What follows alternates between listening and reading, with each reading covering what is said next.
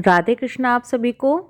अगर कोई आपसे पूछे कि पूरे साल का सबसे बड़ा व्रत कौन सा है, तो आप कहेंगे एकादशी तिथि।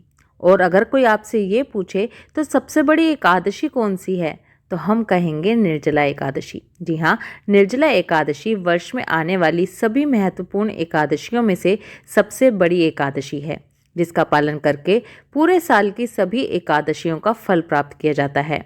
अगर भक्ति, निष्ठा और नियम पूर्वक इस निर्जला एकादशी का पालन किया जाए तो मनुष्य अनंत पुण्य फल को प्राप्त कर लेता है।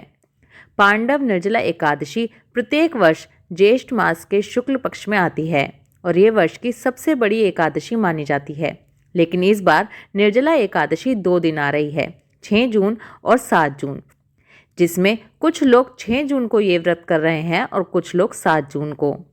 दोनों ही दिन एकादशी का व्रत किया जा सकता है। आप अपनी अनुकूलता और स्थानीय परंपरा के अनुसार अपना एकादशी का दिन निर्धारित कर सकते हैं। निर्जला एकादशी यानी कि वो दिन जिस दिन अन्न और जल दोनों का त्याग किया जाता है। लेकिन इस निर्जला एकादशी का पालन कैसे किया जाए, इस विषय में कुछ प्रश्न भी कई बार आते हैं। तो आज की इस वीडियो में हम आपके बहुत सारे प्रश्नों के उत्तर लेकर आए हैं, जो नॉर्मली रूप से कई बार अनेक भक्त लोग पूछते रहते हैं। तो चलिए जल्दी से आज का ये वीडियो शुरू करते हैं, क्योंकि आज की इस वीडियो में बहुत सारे प्रश्नों के उत्तर मिलने वाले हैं। इसलिए वीडियो को एंड तक ज़रूर देखिएगा कि कहीं आपका भी कोई प्रश्न इस वीडियो में तो नहीं है। सबसे पहला प्रश्न ये आता है कि क्या निर्जला एकादशी के दिन ब्रश किया जा सकता है। तो देखिए, निर्जला एकादशी हो या कोई भी एकादशी, उसमें हम सुबह ब्रश नहीं करते हैं। एकादशी के व्रत में ब्रश दशमी तिथि की रात को ही कर लिया जाता है और एकादशी के दिन सुबह केवल कुल्ला किया जाता है। अब बात आती है निर्जला एकादशी की। तो निर्जला एकादशी के दिन क्योंकि हमें अन्न और जल ग्रहण नहीं करना होता है, निर्जल व्रत करना होता है, तो ऐसी स्थिति में भी सुबह कुल्ला किया जा सकता है। निर्जला एकादशी के लिए हमें अन्न और जल का त्याग करना होता है, लेकिन कुल्ला और आचमन के लिए जल का प्रयोग किया जा सकता है।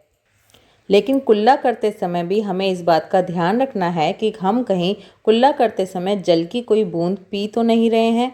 इस बात का विशेष रूप से ध्यान रखना होता है। इसके बाद दूसरा प्रश्न ये आता है कि क्या निर्जला एकादशी के दिन हम सुबह में पानी पी सकते हैं। तो देखिए, निर्जला एकादशी का पालन सामान्य रूप से हम एकादशी के दिन ब्रह्म मुहूर्त से लेकर द्वादशी के दिन पारण समय तक करते हैं। इसलिए इस समय के दौरान हम जल की एक बूंद भी नहीं ले सकते। इसमें जल के अलावा किसी भी लिक्विड यानी कि दूध, जूस, फलों का रस, लस्सी, छाछ, इस तरह की कोई भी चीज़ नहीं ली जाती है। लेकिन अगर आप एकादशी व्रत शुरू करने से पहले जल पीना चाहते हैं तो आप ब्रह्म मुहूर्त के पहले कितना भी चाहे जल पी सकते हैं। लेकिन संपूर्ण दिन के दौरान आपको ये प्रयास करना है कि आप जल की एक बूंद भी ना लें, निर्जल उपवास रखें। लेकिन अगर आपकी सेहत बिगड़ रही है, शारीरिक रूप से आपको तकलीफ हो रही है, तो आप शाम के समय निर्जल रहना आपके लिए संभव नहीं है, तो आप शाम के समय जल ले सकते हैं। लेकिन अगर आप शारीरिक रूप से थोड़े से भी स्वस्थ हैं, कोई निर्जल व्रत पूरे नियम अनुसार करना ही चाहिए। निर्जला एकादशी से जुड़ा हुआ एक अन्य प्रश्न ये भी आता है कि निर्जला एकादशी का व्रत आखिर कौन रख सकता है। तो देखिए, हमारे शास्त्र बताते हैं कि 8 वर्ष की आयु से लेकर 80 वर्ष की आयु के बीच में जितने भी मनुष्य आते हैं, उन सभी को आवश्यक रूप से एकादशी का व्रत रखना ही चाहिए। इसमें कोई विकल्प नहीं है। इसलिए निर्जला एकादशी का व्रत सभी लोग कर सकते हैं, चाहे वो स्त्री हो, पुरुष हो, वृद्ध हो या बालक हो, किसी भी जाति, संप्रदाय या समूह से हो, विवाहित हो या अविवाहित हो, विधुर हो या विधवा हो, कोई भी व्यक्ति इस निर्जल एकादशी के व्रत को कर सकता है। देखिए, निर्जला एकादशी यानी कि उसमें अन्न के साथ साथ जल भी ग्रहण नहीं किया जाता। इसलिए नेचुरल है कि बच्चों और बुजुर्गों के लिए पूरी तरह से निर्जला व्रत रखना थोड़ा मुश्किल हो जाता है। इसलिए वे सिर्फ अन्न का त्याग करके भी इस व्रत को रख सकते हैं। लेकिन ज़्यादा से ज़्यादा कोशिश करें कि जितना ज़्यादा वो निर्जल रह सके उतनी देर तक निर्जल ज़रूर रहें। जब आप पूरे दिन का निर्जल व्रत पूरे नियम अनुसार करते हैं तो अगले दिन जो आपकी चेतना होती है वो बहुत ही शुद्ध हो जाती है और जिस आनंद की आपको अनुभूति होती है उसको आप शब्दों में प्रकट नहीं कर सकते। इसलिए निर्जला एकादशी के व्रत का पालन सभी को करना चाहिए। इसके अलावा एक प्रश्न ये आता है कि अगर निर्जला एकादशी के दिन हम कहीं बाहर ट्रैवल कर रहे हैं या बहुत ज़रूरी काम से हमें बाहर जाना पड़ रहा है तो हम निर्जल एकादशी व्रत का पालन कैसे करें। तो देखिए, सबसे पहले तो मैं ये कहूँगी कि निर्जल एकादशी के दिन कोशिश करें कि आप कहीं भी बाहर ना जाएं। आप ऑफिस से छुट्टी ले सकते हैं, हो सके तो स्कूल कॉलेज से छुट्टी ली जा सकती है। लेकिन अगर फिर भी इस तरह की कोई पॉसिबिलिटी नहीं है कि आप छुट्टी लेकर घर पर रह सकें, तो देखिए, जितनी ज़्यादा देर तक आप निर्जल व्रत रख सकें उतनी देर तक रखें। जब आपको लगे कि अब नहीं रहा जा रहा, तब आप जल ग्रहण कर सकते हैं।